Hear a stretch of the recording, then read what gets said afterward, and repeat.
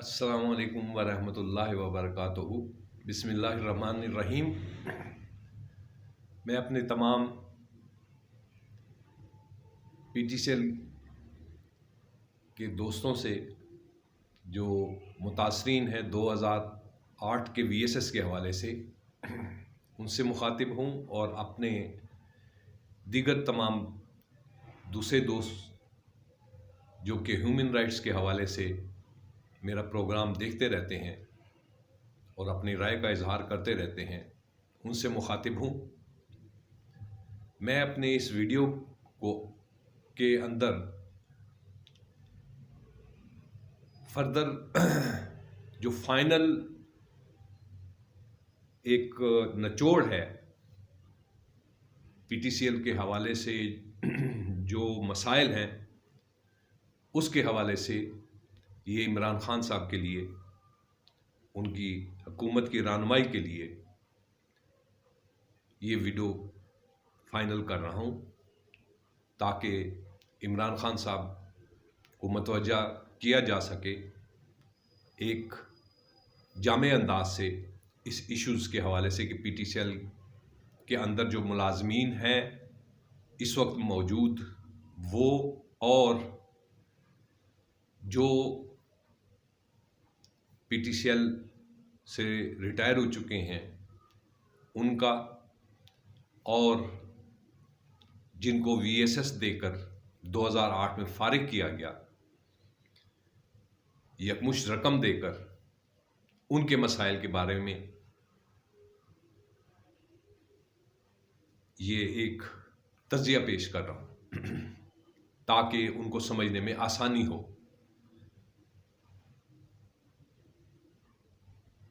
जैसे कि आपको मालूम है कि ये पीटीसीएल का दायरा आगाज़ के अंदर 2008 में तो इसने पीटीसीएल प्राइवेटाइज हो चुकी थी एज ए पीटीसीएल के तौर पर, और ये जब इसने टेक ओवर किया तो टेक ओवर करने से पहले गवर्नमेंट मुलाजमीन जो टीएनटी के थे उनको ट्रांसफर्ड एम्प्लॉइज़ का दर्जा दिया गया, और प्राइवेटाइजेशन से पहले इनके हकूक़ का तहफ़्फ़ुज़ एज ए गवर्नमेंट सर्वर के तौर पर किया गया, और इनको एक मखसूस स्पेसिफिक मुलाजमीन की हैसियत से ट्रांसफर्ड एम्प्लॉइज़ कहा गया, और उसमें बाकायदा गारंटी दी गई गवर्नमेंट की तरफ से एज ए गारंटर के तौर पर कि ये मुलाजमीन ट्रांसफर्ड एम्प्लॉइज़ की हैसियत से जब प्राइवेटाइजेशन की शक्ल में पीटीसीएल के पास जाएंगे उनके ऊपर पीटीसीएल के मौजूदा कवानीन लागू नहीं होंगे, बल्कि उन पर ये जो ट्रांसफ़र एम्प्लॉइज़ हैं इनके हकूक़ का तहफ़्फ़ुज़ गवर्नमेंट ने दिया है, और ये गवर्नमेंट ऑफ पाकिस्तान के मुलाजमीन हैं और इनके ऊपर गवर्नमेंट ऑफ पाकिस्तान के रूल्स लागू होंगे, पीटीसीएल के नहीं होंगे। और उसमें बाकायदा ये तय पाया कि ये मुलाजमीन जब 60 यानी 60 साल की उम्र पर जब रिटायर होने लगेंगे, या वो मुलाजमीन किसी भी वजह से, किसी केस की वजह से या अपने तौर पर वो रिटायर होना चाहते हों, तो उस सूरत में अगर उनकी सर्विस 10 साल है तो वो पेंशनेबल होगी। पीटीसीएल मैनेजमेंट ने इसके अंदर एक बहुत बड़ी वारदात की, बेईमानी और ख़यानत की। इन्होंने 2008 में वीएसएस वॉलंटरी सेपरेशन स्कीम जब मुतारिफ कराई तो उसमें रिटायरमेंट या पेंशनेबल मुलाजमीन के लिए शर्त ये रखी गई कि इस स्कीम के तहत जो रिटायर होंगे या इस वीएसएस के अंदर आएंगे, उनकी सर्विस अगर 20 साल है तो वो पेंशन एबल होगी। उनसे कम की उन 20 साल से कम जो मुलाजमीन हैं उनको पेंशन नहीं दी जाएगी, यकमुश्त रकम दी जाएगी। ये सरसद बदयांती थी और है। इसके साथ दूसरी बड़ी ज्यादती ये हुई कि जो इस वक्त जो पीटीसीएल के अंदर ट्रांसफर्ड एम्प्लॉइज मौजूद हैं उनके हकूक का भी तहफ़्फ़ुज़ नहीं किया गया और अभी तक उनके प्रॉपर राइट्स भी नहीं दिए गए और उनकी इंक्रीमेंट्स गवर्नमेंट रूल्स के हिसाब से जो लगनी चाहिए वो भी नहीं लगी।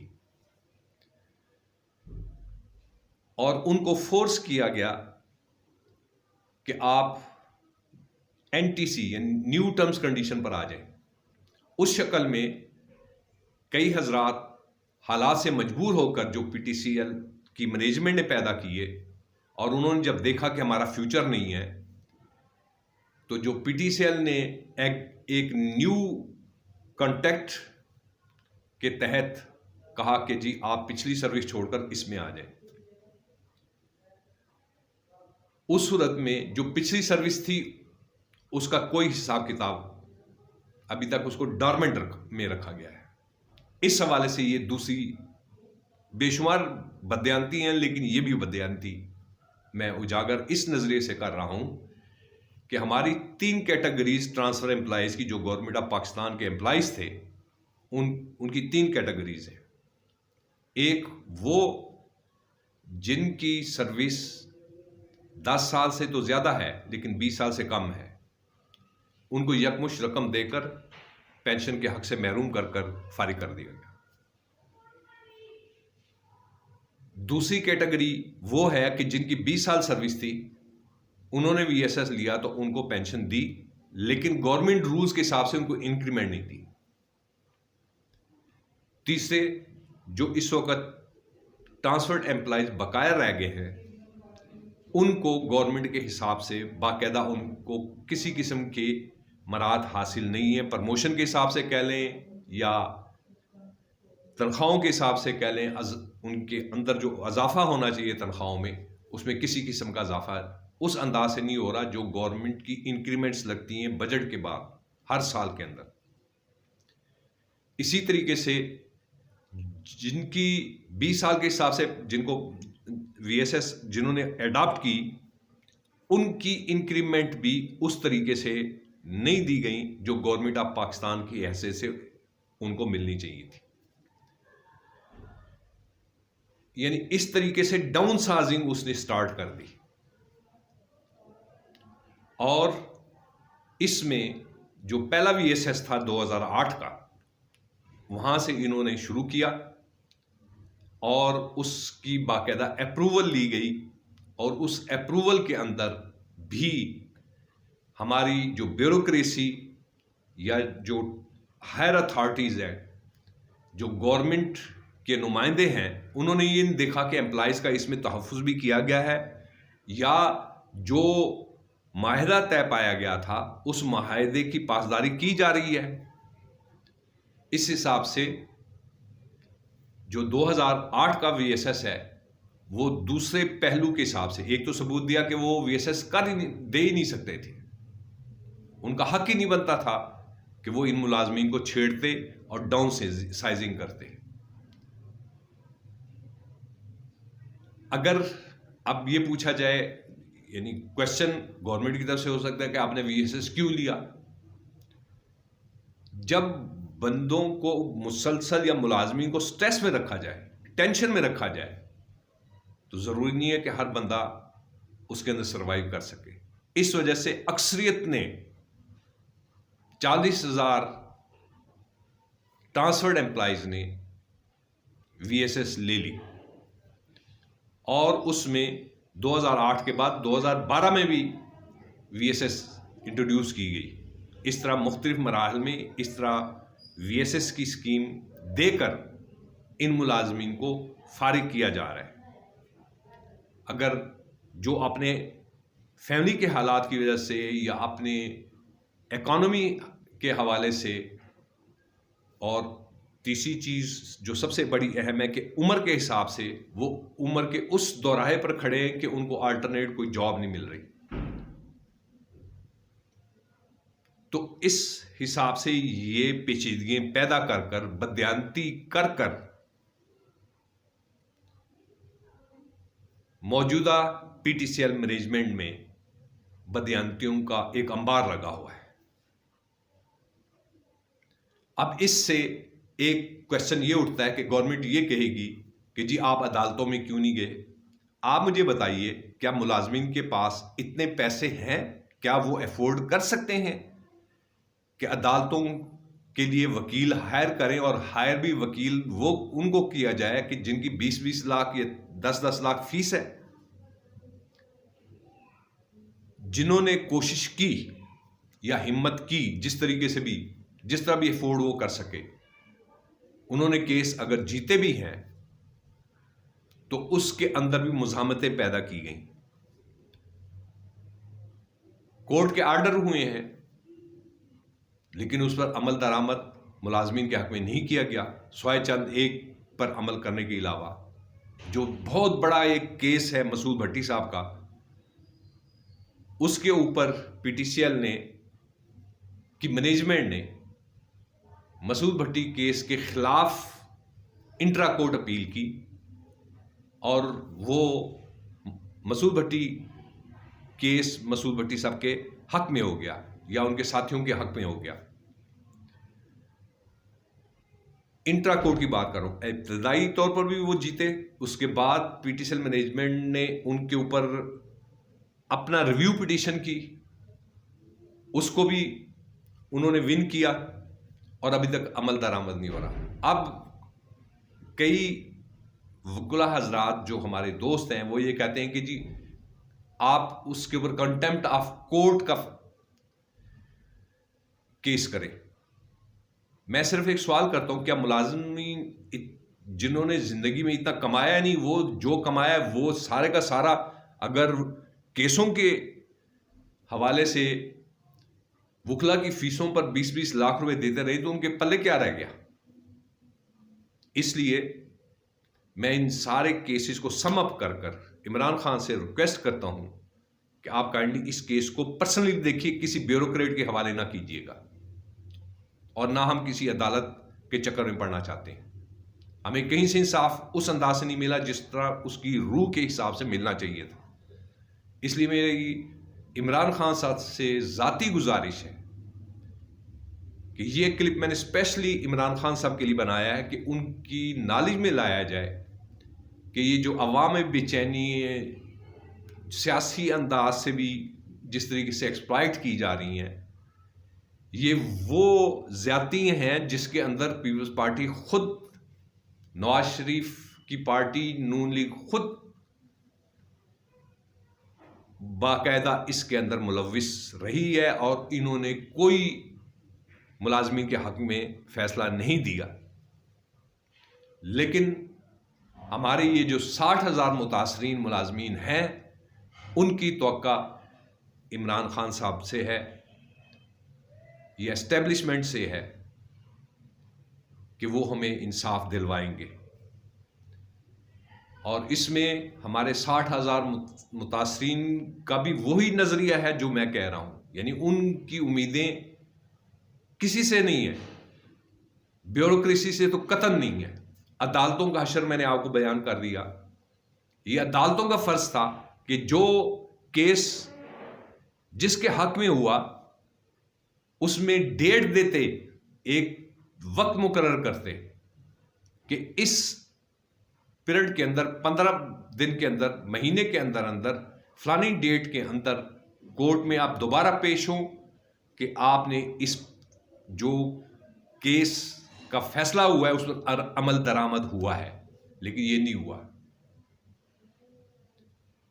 तो इमरान खान साहब से मेरी गुजारिश ये है ज़ाती हैसियत से कि हम सियासी मकासद के लिए नहीं बात कर रहे, हम अवामी मसाइल की निशानदेही आपके सामने पेश कर रहे हैं। हमारा मकसद कोई अनारकी नहीं, हमारा मकसद कोई सियासी नहीं, हमारा मकसद ये है कि मुतासरीन के हकूक़ बहाल किए जाए।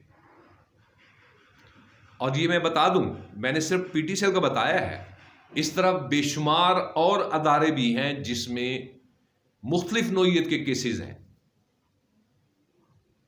लेकिन मैं चाहता हूं कि इमरान खान साहब हमें 1-to-1 मुलाकात का मौका दें और हम हमारी शिकायत सुने। हमने पोर्टल के ज़रिए से भी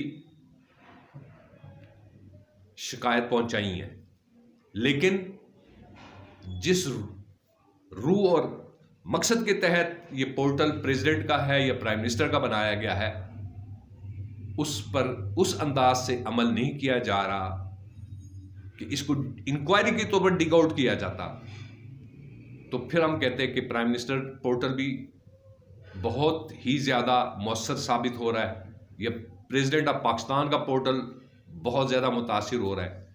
वो जब कोई शिकायत आती है तो वो उसको लेटर लगा कर भेज देते हैं, फिर कहते हैं कि जी उनकी तरफ से इनकार का जवाब आता है, जी ये तो इस अंदाज से कहा जाता है कि जी आपका ये उधर से पीटीसीएल मैनेजमेंट ने ये आपके दरख्वास्त के जवाब में लिखा है। तो ये खाना पूरी करने का तो फिर फायदा ही नहीं है।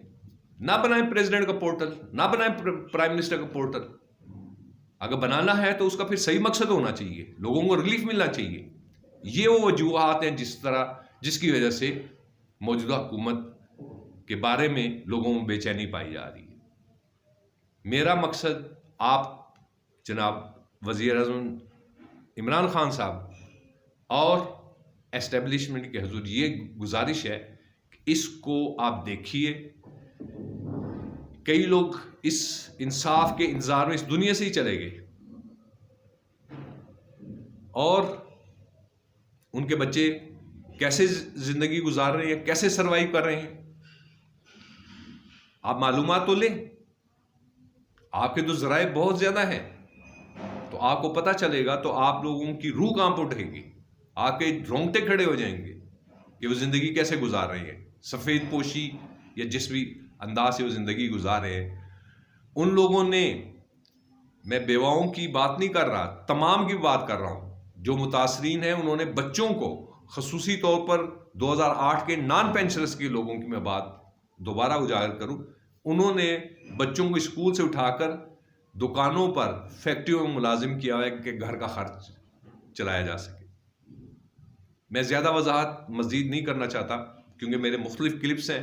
अगर इमरान खान साहब देखना चाहें तो वो मेरे YouTube channel engineer Mohammad Khalid Shirazi click करेंगे तो उसमें ह्यूमन राइट्स के हवाले से उनको इन मसाइल की निशानदेही के लिए जो मैंने वीडियोस बनाई हैं तो उनके नाली में आ जाएगा, उसमें वजाहत उनको मिल जाएगी। इसके साथ साथ मैं नाजरीन और सामीन के सामने भी ये गुजारिश करूंगा, मेरे चैनल का नाम है इंजीनियर मोहम्मद खालिद शिराजी, और जब आप मेरी वीडियो देखेंगे तो दाएं हाथ की तरफ एक बेल बनी हुई है, उस पर आप उसको प्रेस कीजिए। उसको प्रेस करने के साथ उसमें पर्सनल इस तरह की दूसरी चीज़ें स्टेटस आएंगे, पर्सनल को प्रेस कर दें। उसके साथ ही सब्सक्राइब लिखा हुआ है, उसको प्रेस करेंगे तो मेरी तमाम वीडियोस आपको मिलती रहेंगी। इसके अलावा जहां मैंने घंटी से बाएं तरफ अगर आप देखेंगे, इसके नीचे कमेंट्स लिखा हुआ है। मेरे जो भी क्लिप्स आए उसमें आप जो भी राय देना चाहते हैं वो जरूर दीजिए। इससे मुझे आगाही होगी, मुझे गाइडलाइन मिलेगी, मुझे पता चलेगा कि आया आपको मेरा क्लिप पसंद आया, या कोई राय देना चाहते हैं तो 100 बिस्मिल्लाह, मैं सबकी राय का एहतराम करता हूं और मैं हर एक के कमेंट्स सुन रहा हूं। आपकी बड़ी मेहरबानी कि आप उसको पसंद कर रहे हैं। सॉरी। इसके अलावा मैं आपसे अर्ज करूं कि जब आप मेरी ये वीडियो को देखेंगे, इससे नीचे जब आएगा तो उसमें दाएं तरफ हाथ इस तरह एक बना हुआ है, हाथ का निशान, उसको प्रेस कीजिए की सूरत में अगर आपको मेरी ये वीडियो पसंद आए। मैं कोई सियासी मकसद के लिए ये वीडियो नहीं बना रहा, मैं लोगों के बुनियादी हकूक के हवाले से बता रहा हूं। उन मुतासिरीन में से मैं खुद भी हूं, लेकिन मैं अपनी ज़ात के साथ नहीं, मैं ये 60,000 मुलाजमीन जिनके साथ ज्यादती हुई है, मैं उनके मसाइल को उजागर कर रहा हूं। आपकी बड़ी मेहरबानी, आपका बहुत शुक्रिया। अपनी दुआओं में याद रखिएगा। अल्लाह ताला हमारे मुल्क को कायम दायम रखे, दीन दुनिया की सलामती अता फरमाए, हमारी आवाम को, उम्मत मुसलमान को अल्लाह ताला दीन और दुनिया की नेमतों से सरफराज फरमाए और हमारे बुनियादी हकूक़ बहाल हों अल्लाह ताला की करम नवाजी से। आखिर में इजाज़त चाहूँगा। अस्सलाम वालेकुम व रहमतुल्लाहि व बरकातहू।